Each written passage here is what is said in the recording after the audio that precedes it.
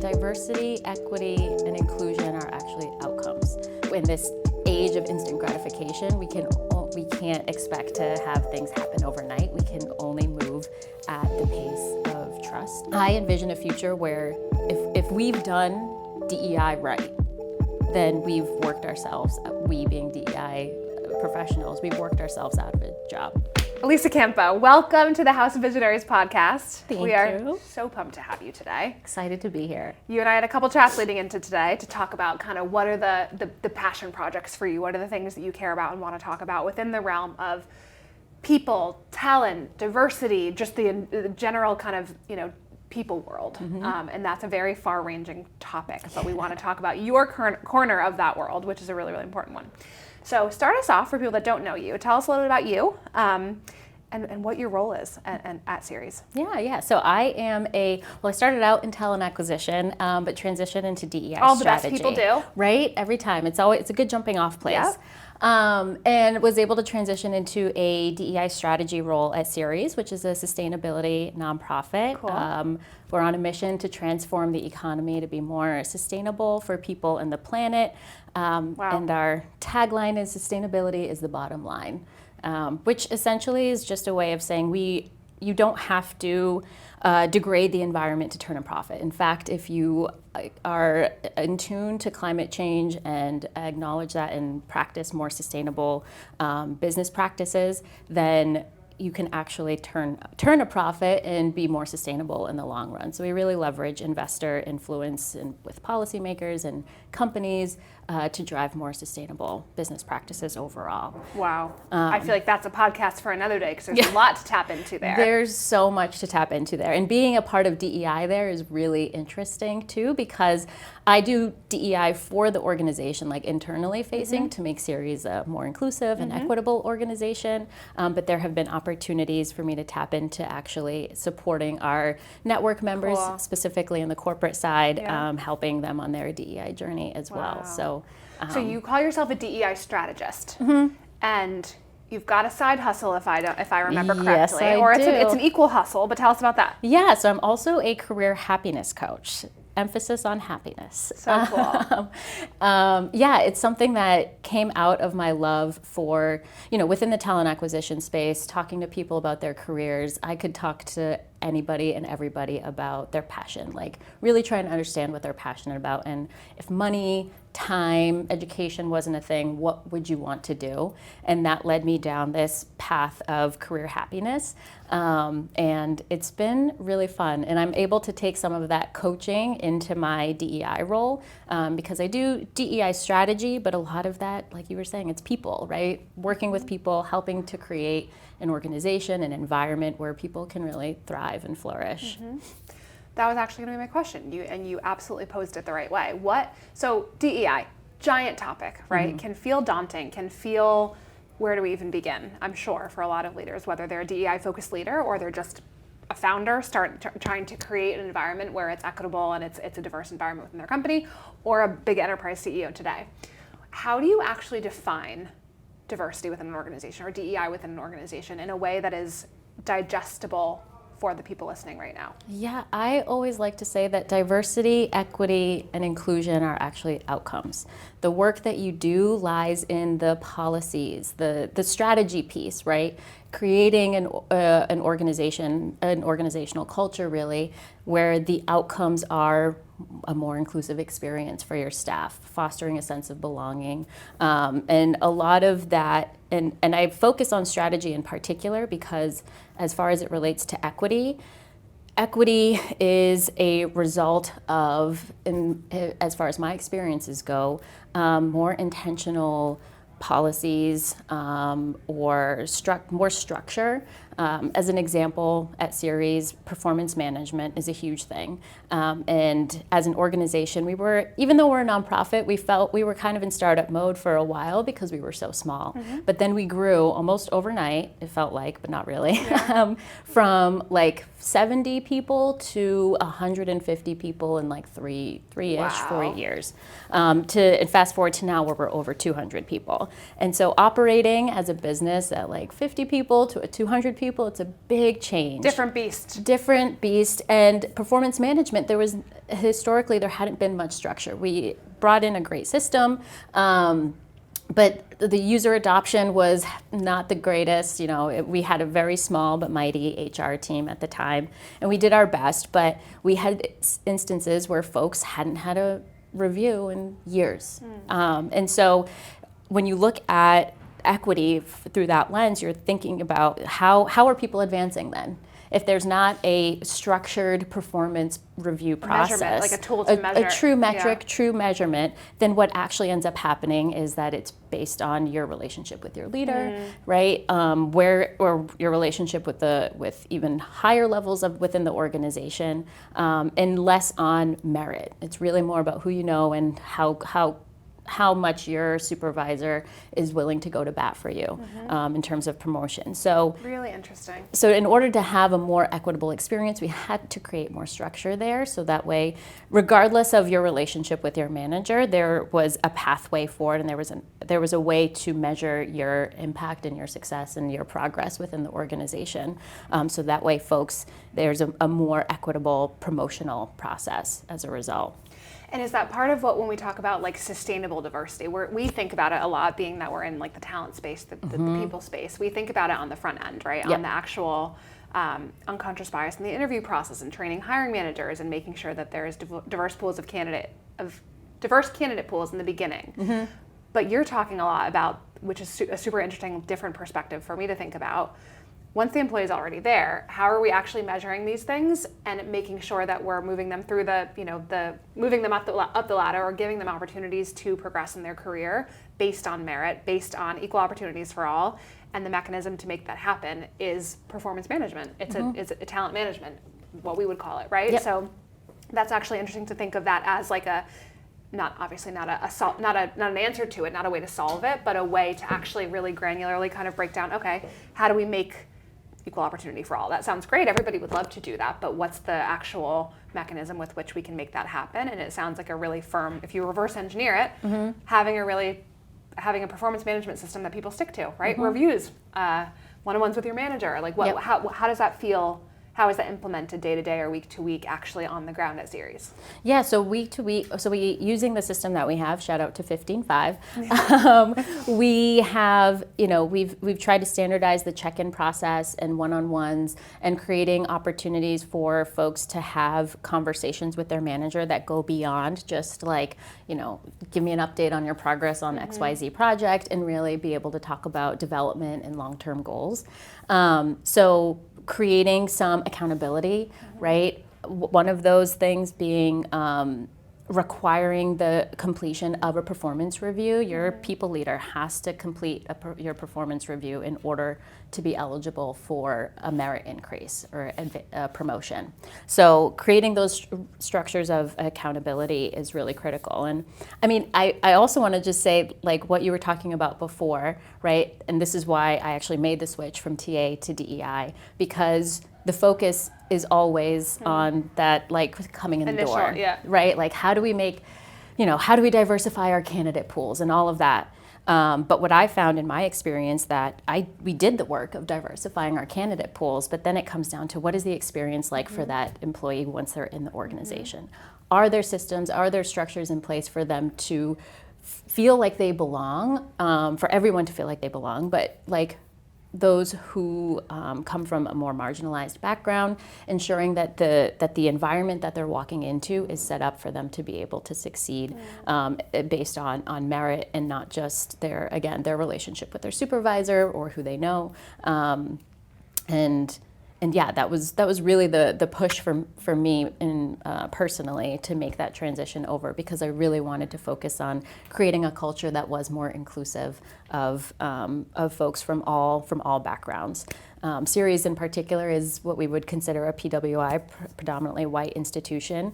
Our diversity numbers are around 30%, but when I started, it was significantly lower than that. So we've made a lot of progress in diversifying our staff, but there's still always more to do in terms of ensuring that the culture kind of keeps up with that, with the diversity, and ensuring that, again, folks can really thrive and bring their whole authentic selves to work. I think it's a really interesting perspective, actually, that you come from the TA world and you were interested and you identify the fact that it tends to be pinned on recruitment, doesn't it? Oh, every time. If an organization is not diverse enough and take in whatever way that you're defining diversity, it gets pinned on recruitment. But actually, it's, well, the recruiting team can deliver the most diverse pool of candidates. Ultimately, the best person for the role will hopefully win. And then from that point, what are we doing to actually create an environment where everybody can thrive? It's actually on the managers. It's not just on even HR or talent at that point. It's sort of a shared responsibility of everybody, and it's creating an environment where everybody can show up kind of as their true self. How do managers or people in an organization actually create that environment? So let's say I'm not a really touchy-feely, empathetic type of.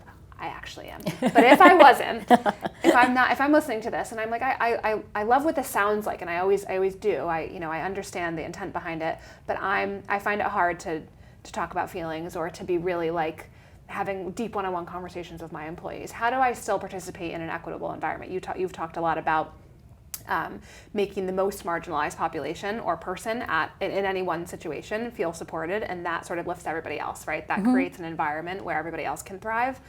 Talk a little bit about that. How do we actually make that work in practice? Yeah, I mean, you don't have to be like, inclusive leadership isn't about being an empath, right? It's about, well, there is elements of practicing vulnerability. Sharing a little bit about yourself really sets the stage for your direct report to share more about themselves. But it's really just creating space for them to talk about whatever it is that's on their mind or a concern. Really, in particular, like the psychological safety, we always say psychological safety is a foundational element of inclusion. Creating a space where people feel comfortable sharing some personal things, or just sharing maybe a dissenting opinion, or being able to provide feedback and being heard and not dismissed, is really important. And that looks like just asking questions, like asking people questions about how they want to be treated. One exercise that we like to do at Ceres is around what respect means to me, because everybody's definition of respect is different. So having that conversation with your direct report, like, what does respect look like for you? And they have that opportunity to share their perspective, what they need and how they view, like, maybe as a leader, you aren't, you go into a meeting, right, and you don't always create an opportunity for everyone to share, participate or share their opinion, right? There's always the one person that you go to, because that's that, they always have good ideas, right? So, but going into those type of meetings, we like to also talk about creating norms, team norms or rules of engagement. How are we going to conduct ourselves in this meeting to be able to create opportunities for those who maybe don't like speaking up or have to digest information before responding, creating opportunities for that to happen, and not just rewarding those who are the most outgoing or the first to like raise their hand when asked a question. And then there's also not just what respect means to me, but also talking about how do folks like to receive feedback. Not everybody likes to receive feedback in person. It could be really daunting. Some folks like to have that done, maybe in writing so they can sit and reflect. So just recognizing that everybody shows up differently. Everybody has a life too outside of how they show up at work, and just creating space for people to just be humans, really, is what it comes down to. And when you talk both to your leaders at Ceres about this, when you're advising them, but also other companies that you work with, how are you thinking about making this, when we, House Visionaries, we're all around the future, right? So we wanted to set the scene for the conversation and talking about what you do, what sort of the theory of your work is around, what your passions are in that space. When we think about the future of DEI, right, we had this conversation, and I loved one of the things that you said that really stuck with me, of like, if we're doing it right, well, I'll let you, actually, I'm not gonna take your line from you, but let's talk about this, right? Let's talk about the future of DEI. How will it evolve? How will it look by DEI, I mean the field itself, or the thing itself. But what I'm talking about is you being a DEI strategist at a company, or a company hiring a chief diversity officer, right? What will this look like in 5, 10, 50 years? Yeah, I mean, in the future, I think it's going to take some time. I heard something the other day that really stuck with me, is that, in this age of instant gratification, we can't expect to have things happen overnight. We can only move at the pace of trust, which I was like, wow, that's the key of all of this, especially when it comes to the workplace. What is that? Unpack that. Establishing trust, like, it takes time to build trust. Things have been not great for a long time. So changing that, it's not going to be an overnight solution. It's going to take investment of time and energy, and we may not see the results of our actions for another 5, 10 years, right? Like, I always say, I do this work not for, well, obviously for myself and and others in the now, in the real time, but also I'm doing this so that down in the future, this isn't even a thing. So, and kind of to what you were saying before, I envision a future where if we've done DEI right, then we've worked ourselves, we being DEI professionals, we've worked ourselves out of a job, because the outcomes of diversity, equity, and inclusion, and the processes and strategies and structures that we've put in place to achieve those outcomes have just become the way that we do things. They just are. They just are. It's just organizational management best practices, right? It's no longer you need a subject matter expert to come in and really analyze and look at things like, how can we make this process more equitable? How can we ensure that our culture is really fostering a sense of belonging? Instead, it's just, maybe you have professionals, you're an HR professional, or maybe you're a CEO, and how you operate, how you look at things is through that lens. DEI work, it's really just looking through the lens of how can we make things more inclusive or a better experience for everyone. But as you said before, if we can take care of and support those who with the most marginalized identities, then we have by effect created a better environment for everyone. It's not there. DEI gets such a bad rap sometimes because people think of it as a zero-sum game, but it's really not. We're not taking anything away in order to give things to other people. And instead, we're understanding, and this is where the equity conversation comes up, equity versus equality. We're recognizing that some people's experiences are different and can be more challenging, and we're creating solutions to meet them where they are and give them maybe some additional help in order for them to get to that same starting off point. So, examples of that, I was just listening to a podcast by Joelle Emerson, who's the CEO of Paradigm, which is a DEI strategy and learning company, and she was talking about how, talk about equity. SHRM just took equity out of DEI. It's now DE&I. But equity has always been around. It's been something that we do. And a great example of that is handicap parking spaces. We intentionally put parking spaces closer to the entrance for people with disabilities because we know it makes it easier for them to get into the business or whatever. So that is an equitable practice. That's equity, or equity is the outcome of that. So it's not something that folks have vilified as like this, like I said, taking something away from others to give to other people, or only hiring, setting targets where you're only hiring based off of gender or based off of race, which is illegal, right? It's really looking at the processes. How are we going to diversify our talent pools? What efforts are we going to take so that those are the outcomes, right? And those outcomes are based off of who is best for the role. It's based off of merit at the end of the day. But in order for folks to even be considered, we have to recognize that not everybody's starting at the same point and give them that additional support to get to that starting off point. Where to ask the potentially to stir the pot a little bit, where does AI fit into all this from the DE&I? And not that you're a subject matter expert, certainly nor am I on this topic, but what I mean by that is in the DE&I professional community, right? It sounds like you listen to podcasts, you're so educated in this space, and even just from a perspective of your own point of view on it. Good thing? Bad thing? Could it help eliminate unconscious bias? I realize that's more from the kind of, again, as we were talking about the talent acquisition standpoint, but are there ways in which it could help eliminate human bias, human error, human judgment? Or do you see the overuse of AI being something that could pull away or detract from all of the progress that we've made in diversity?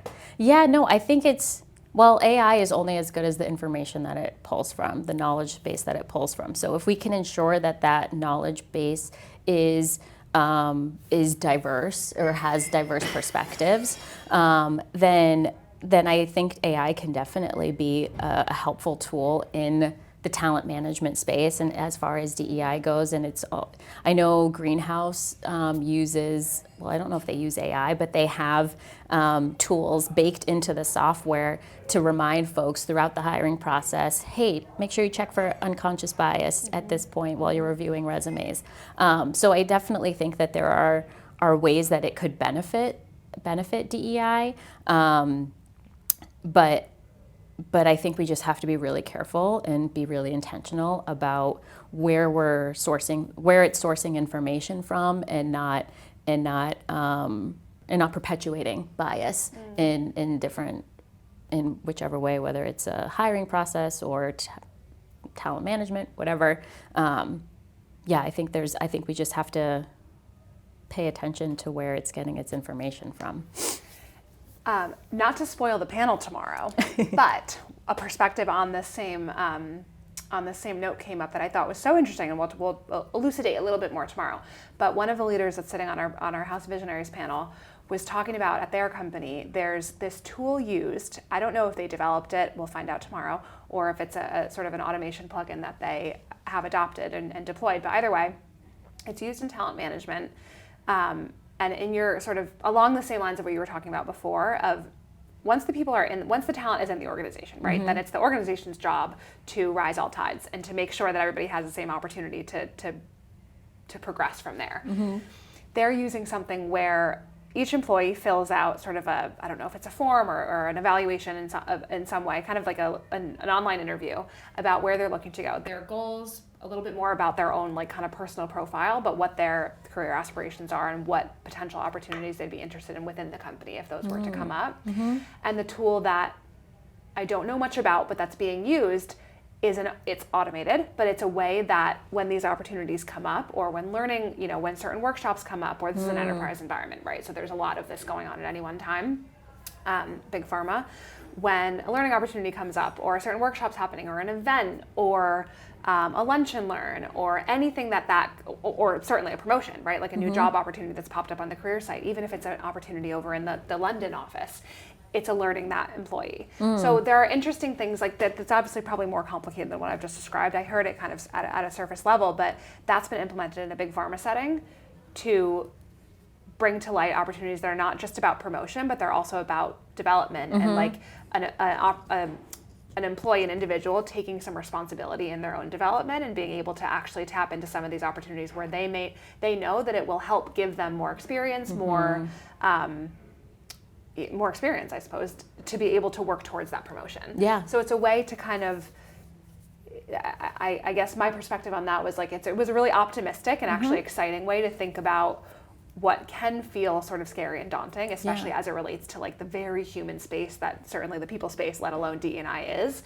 But I thought that was a really cool kind of concept that we'll hear more about it, but Thoughts? Yeah, no, I think it's a great opportunity. It can help level the playing field in terms of accessibility. So you're not reliant on just your own searchability for those opportunities, right? Or maybe you don't have a leader that is super in tune with your professional development interest.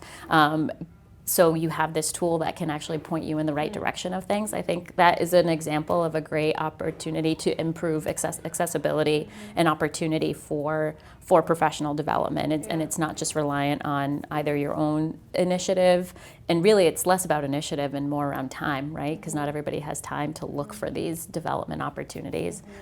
So yeah, I think it's a really good opportunity to kind of open up accessibility for those. What are the couple tips that you'd leave leaders with? We've talked about some, I think, really tangible things that people at all levels, all stages of career can do, right? If you're an individual contributor, it doesn't matter. You need to be an ally, right? You need to speak out against anything. It could be microaggressions. It could just be somebody that doesn't actually ever get to speak in the meeting that you're in, right? So it's looking out for things at any level, at any stage of your career.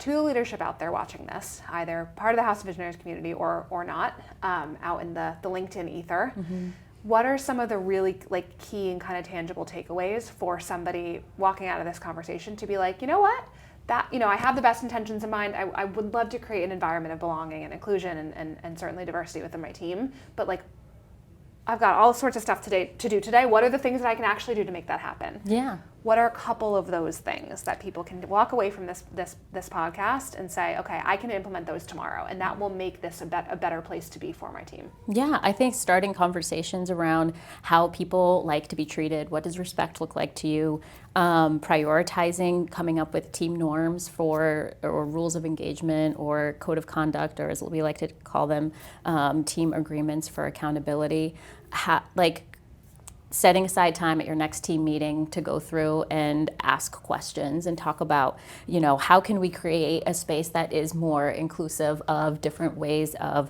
learning about things, different ways of communicating, and coming up together collectively. It's not just on the leader. It can be it's an opportunity to have a conversation and implement things like team norms.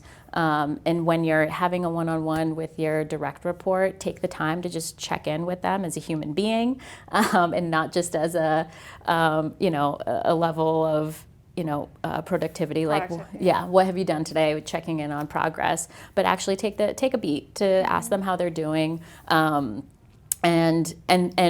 I would say also really importantly, ask how folks like to receive feedback, because it's not a one size fits all, and what might feel good for you as an individual could be another person's nightmare. Yeah. So just, again, really just approaching work as, or your interactivity with others as people.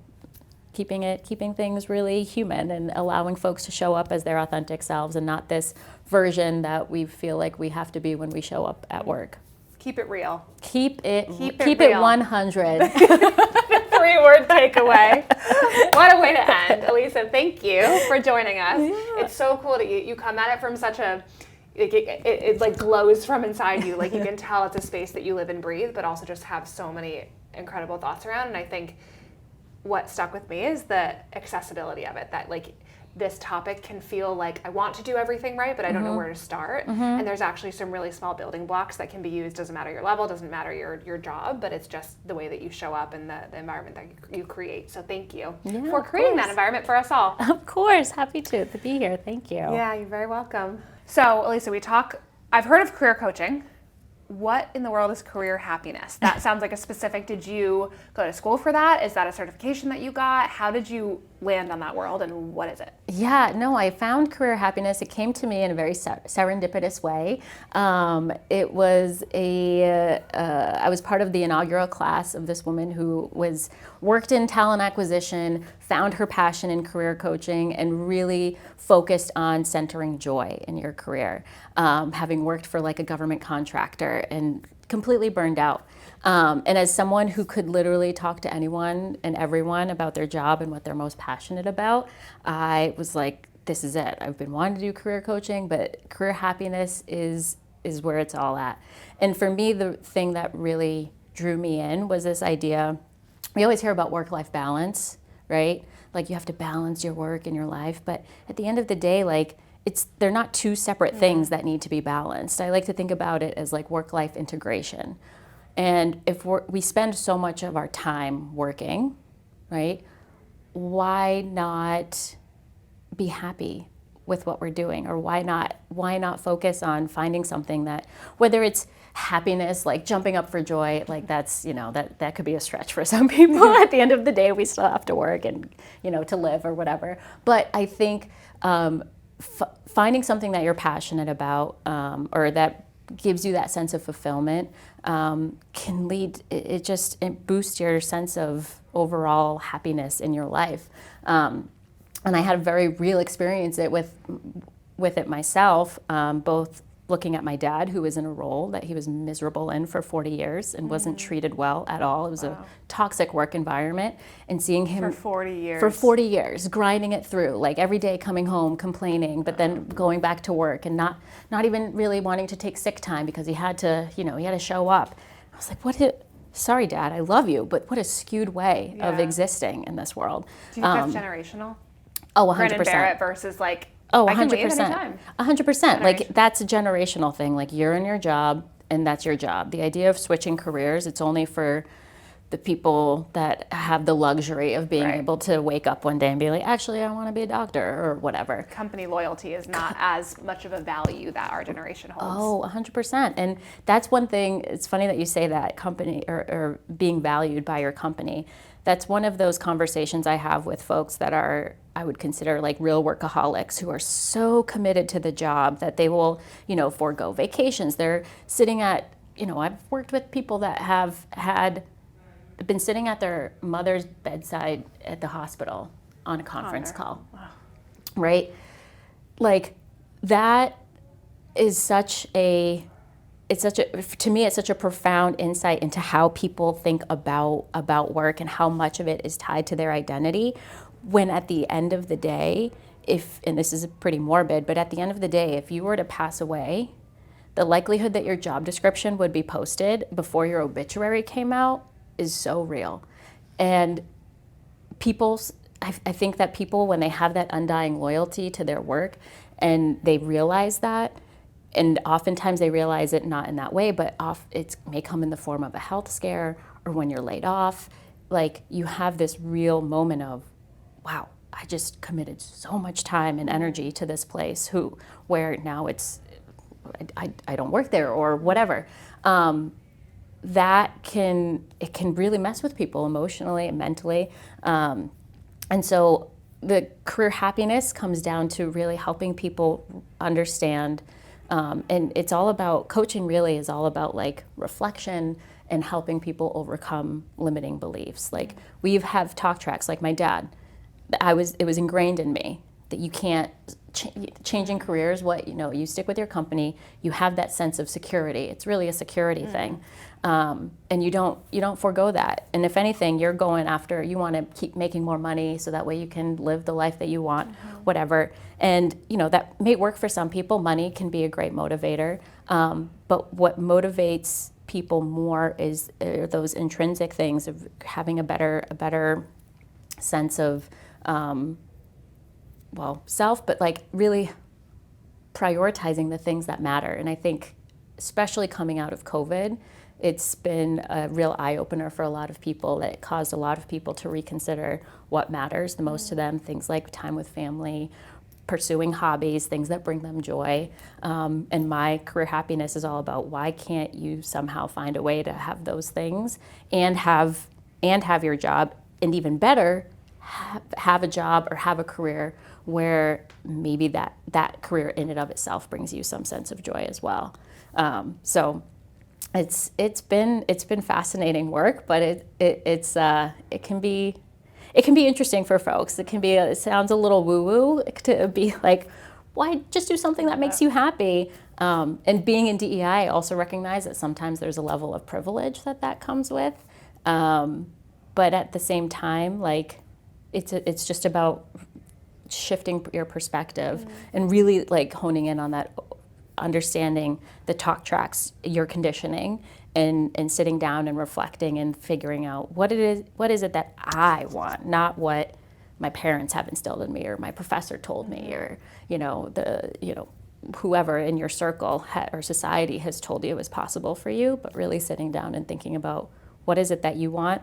And then it's just a matter of, taking steps to achieve that goal. But there's no reason why you can't at least take the time to think about what it is that you really want to do, and go for it. It seems like it's probably more of even the fact that this exists now, our parents' generation would have absolutely, or certainly our grandparents would have been like, career, who now? Happiness? It never would have. So that in and of work. itself should probably, hopefully, give us a little bit of the fact that it exists and that people are talking about it, and to go back to what we both were just saying, like, it is at least more of a narrative in the younger generations of like, I guess there's the good and the bad, right? But like company loyalty, blind company loyalty, I should probably clarify, is not as stringent as it used to be. I think it did used to be that grin and bear it, keep calm, carry on, go to work, like it's support my family. There were many households were one income households, more women were staying home. There's so much evolution in the workplace happening now, where the fact that even exists, and there's people like you, where, shout out to our listeners, I know a girl, if you need a career happiness coach, that these types of conversations are coming out, and this is probably a conversation for another day, because I know we have to wrap up, but part of what I imagine some people could respond to this would be, okay, I'd love to do that, that sounds great, but if that's not a reality for me, to leave my job and go be the next pop star because that's what I love to do, I'm in a job that pays the bills and it's fine. I'm fine at it, but like it doesn't light my soul on fire. What are at least like the micro changes I can make, or the mindset shifts that I can make? And it sounds like that's still a reality, right? It doesn't have to be a wholesale change of like 100%. Going and changing your career overnight, because that's probably not a reality for many people. And if it is, fantastic. But if it's not, there are little things we can probably do day to day to kind of balance the two better, integrate the two to your point, rather than keeping work and life separate. Yeah, 100%. Which doesn't exist anymore anyway. No, it's not a thing. Well, especially in this age of always being on, always being available, like it has to be integrated. And I think it's like that's where realizing, okay, what matters to me, and being intentional about working somewhere where those things are honored or recognized and valued. And I think that's where we're seeing a shift, and bringing it back to DEI, like fostering that sense of belonging, or organizations, or rather people are having higher expectations of companies, and they're going to go work at the companies where they can have that better work-life integration. Especially post-COVID, right? Especially post-COVID. Flexibility is huge. Like if we, and that's one thing I really value being a remote worker. It's completely changed my life and my outlook on like how what work means to me, how I define myself and my career. Being able to have time for life has been huge to my mental health and well-being.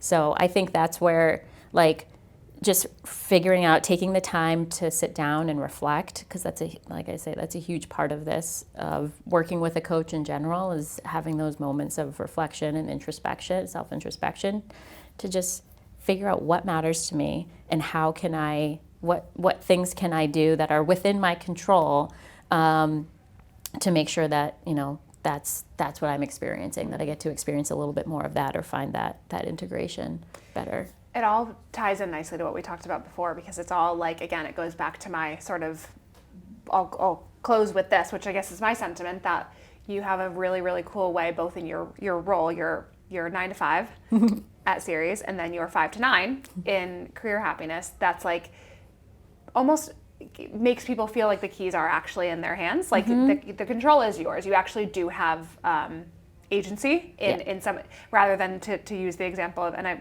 probably a lot of us can relate to this, but the example of your father feeling like that generation where life kind of happened to you and you sort of had to grin and bear it. Like, I think there's some beautiful things in our generation, certainly in a profession like yours even existing, both of your professions, that are kind of blended together in a way that makes people feel, certainly younger people and the younger generations, feel like they have agency and they have the ability to change, to leave, to expand, to evolve, to whether in their job now and speak up and figure out ways that you can either make the setting better for yourself and for others, or go out and find something better. But also, if that's not the reality for you, and it is a good job and you do want to stay there, and that is it's a good place for you on paper, what are the little things that I can do day to day to improve things for myself and kind of merge like work and life. So Elyssa, thank you for sitting down with us. Fantastic conversation. We could probably dig into this I know I could for probably 3 more hours, but we'll save that for another day. Thanks for joining us. Thank you.